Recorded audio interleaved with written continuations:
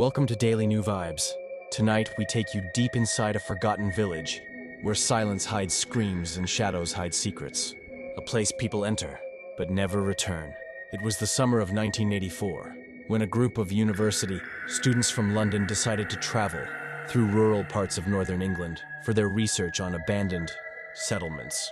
Among them was Daniel, a curious historian, Clara, an artist, and two brothers, James and Peter, who loved adventure more than books. They had heard whispers about a place called Hallowmere Village, a village erased from maps, abandoned overnight, and spoken of only in fearful whispers by the locals.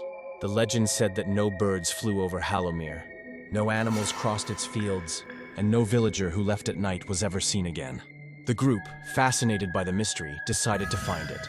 After hours of driving through narrow countryside roads, they finally stumbled upon a broken wooden sign covered in moss. Welcome to Hallowmere. The air grew strangely cold. The trees around them twisted unnaturally, their branches forming claw-like shapes against the gray sky. When they entered the village, it was silent. Too silent, no wind, no rustling leaves, only the crunch of their boots on the old cobblestone road.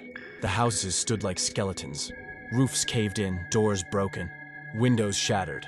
But what unsettled them most was that every house still had dinner. Tables set, plates with rotten food, cups overturned, chairs pulled out, as if the villagers had left mid-meal. Creepy, Peter muttered, forcing a laugh. But Clara whispered, "It feels like they never left." Creepy, Peter muttered, forcing a laugh. But Clara whispered, "It feels like they never left." Daniel insisted on documenting everything. He took photos, notes, sketched maps. As they explored further, they reached the village square, where a stone well stood at the center. Unlike everything else, the well looked untouched, its stones clean, as if someone still maintained it. James leaned over it. "Hello?" he shouted, expecting an echo. But instead of an echo, a deep whisper rose from below. "Go back, before it's too late." They all froze. "That's enough," Clara said firmly. "This place isn't right." But Daniel, fascinated, argued, "It's just air currents. Or maybe someone living down there. Don't let fear ruin this chance."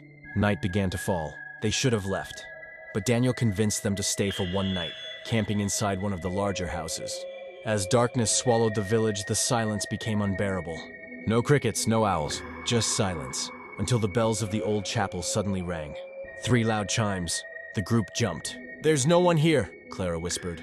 Peter, trying to mask his fear, suggested checking it out. Against their better judgment, they followed the sound. Inside the chapel, the air was suffocating. The pews were broken, the altar covered in dust.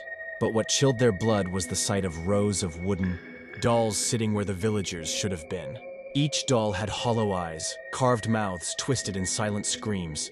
And at the very front, 4 new dolls, freshly made, wearing tiny scraps of cloth that looked exactly like the clothes they were wearing that day. Clara screamed. They bolted back to the house, terrified. But when they opened the door, their camp had changed. Their bags were still there, but their photographs, notes, and food were gone. In their place sat 4 bowls of hot stew, steam still rising. "Who cooked this?" James stammered. Before anyone could answer, the front door slammed shut by itself. Footsteps creaked upstairs. But they were the only ones inside. Daniel clutched his notebook. "We have to document this." "No, we have to leave," Clara snapped. The footsteps grew louder, descending the stairs slowly. The air thickened, heavy with the stench of rot. Then they saw it. A figure, tall, faceless, its skin pale like wax, dressed in a villager's torn clothing. It moved without sound, gliding instead of walking. The students ran out into the streets. The village, once silent, was now alive with whispers, dozens of voices calling their names. They didn't stop until they reached the well. The whispers grew louder, circling them. Shadows darted from house to house, closing in. Suddenly, the faceless figure reappeared, blocking their path. Its hollow head tilted, and in dozens of voices it spoke. "You wanted to know what happened here. Now you will stay."